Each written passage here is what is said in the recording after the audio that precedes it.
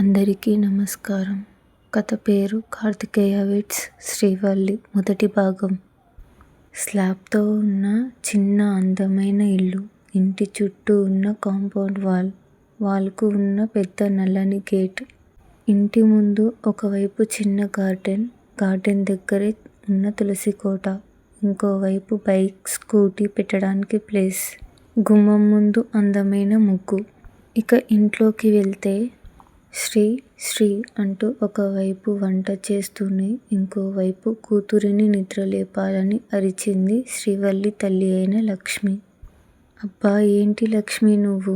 రాత్రంతా వర్క్ చేసి పడుకుంది మన అమ్మాయి. పొద్దున కాస్త ఆలస్యంగా లేస్తే ఏమవుతుందని ఇంత త్వరగా తనని నిద్రలేపుతున్నావు అంటూ ఆవిడ దగ్గరికి వచ్చాడు శ్రీవల్లి తండ్రైన విష్ణు. ఏంటి, నేను త్వరగా నిద్రలేపుతున్నానా? ఒకసారి టైం చూడండి. దాని ఆఫీస్కి ఇంకా గంట టైం మాత్రమే ఉంది.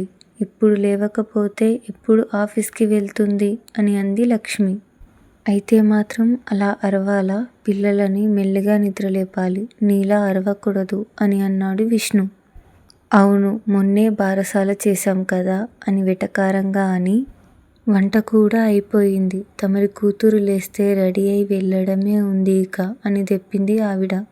నా కూతురిని నేనే నిద్రలేపుతాను, నువ్వేం చెప్పక్కర్లేదు అని కూతురు గదిలోకి వెళ్ళాడు విష్ణు. వానాకాలం కావడంతో, పైగా రాత్రంతా వానపడి పొద్దున్నే వెలిసిపోవడంతో చలికి దుప్పటి నిండా కప్పుకొని మంచి నిద్రలో ఉన్న కూతురిని చూసి దగ్గరికి వెళ్ళాడు విష్ణు. నిద్రపోతున్న కూతురిని ముచ్చటగా చూస్తూ తన ఎదురుగా బెడ్పై కూర్చొని మొహంపై ఉన్న దుప్పటి తీశాడు. నిద్రలో చెరిగిన జుట్టు కొంచెం మొహంపై పడి ఉండటంతో వేళ్లతో వాటిని చెవి వెనక్కి నెట్టి, శ్రీతల్లి, లే నాన్నా అని మృదువుగా పిలిచాడు విష్ణు. గాఢ నిద్రలో ఉన్న తనకి తండ్రి పిలుపు వినిపించకపోయేసరికి లేవలేదు శ్రీవల్లి.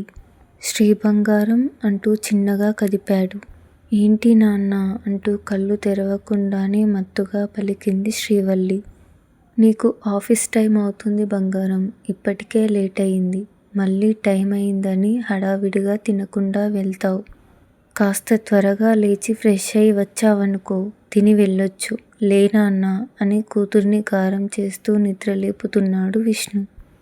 కళ్ళు తెరిచి ఎదురుగా కనిపించిన తండ్రిని చూసిన శ్రీవల్లి, గుడ్ మార్నింగ్ నాన్న అని లేచి కూర్చుంది. గుడ్ మార్నింగ్ తల్లి అని కూతురి నుదుటిపై ముద్దు పెట్టి, వెళ్ళి ఫ్రెష్ అయ్యిరా అని చెప్పి అక్కడి నుండి వెళ్ళిపోయాడు విష్ణు. బెడ్ దిగి దుప్పటి మడత పెట్టి బెడ్ సర్దిన శ్రీవల్లి ఫ్రెష్ అవ్వడానికి వాష్రూమ్కి వెళ్ళింది.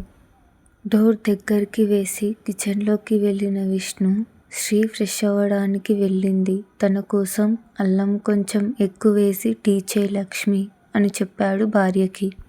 మీరు దాన్ని మరీ గారం చేస్తున్నారండి అంటూ పాలగిన్నెని స్టవ్ పైన పెట్టి టీ పొడి, చక్కెర వేసింది లక్ష్మి.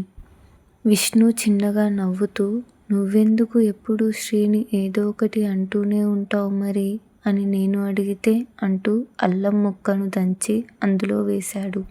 దాని మొండితనం అలా ఉంటుంది కాబట్టి అంటాను. రేపో మాపో పెళ్ళయి ఒకింటికి వెళ్ళాల్సిన పిల్ల ఇలా నా మాట వినకుండా ఉంటే అత్తారింటికి వెళ్తే మనల్నే అంటారు, తల్లిదండ్రులు నిన్ను సరిగ్గా పెంచలేదా అని దెప్పుతూ అంది లక్ష్మి. అప్పుడు నేను, వాళ్ళు నన్ను పెంచలేదు, నేనే పెరిగాను, మా అమ్మ నాన్నని ఏమైనా అంటే పళ్ళు రాలతాయి అంటాను అంటూ అక్కడికి వచ్చింది శ్రీవల్లి.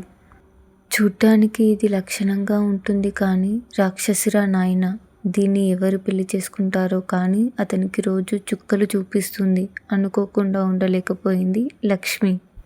తల్లి ఏం మాట్లాడకపోయేసరికి ఏంటి మాత సైలెంట్ అయ్యారు అని అడిగింది శ్రీవల్లి.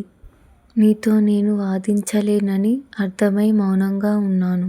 అయినా ఇప్పటికి 11 సంబంధాలు చూశాం, అందులో ఒక్క సంబంధం కూడా నచ్చలేదా నీకు అని రెడీ అయిన టీ కప్ని కూతురు చేతిలో పెట్టింది ఆవిడ.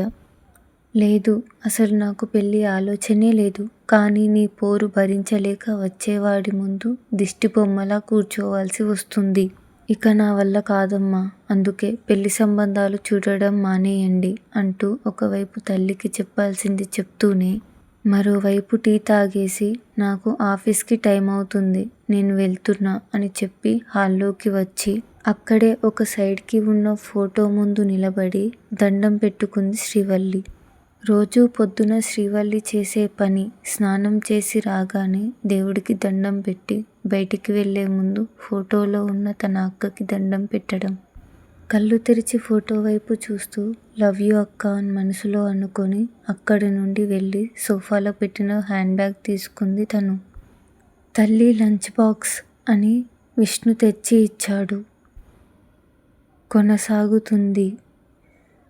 కథ మీకు నచ్చితే లైక్, షేర్, సబ్స్క్రైబ్ చేయండి. అలాగే కామెంట్ చేసి ఎలా ఉందో చెప్పండి.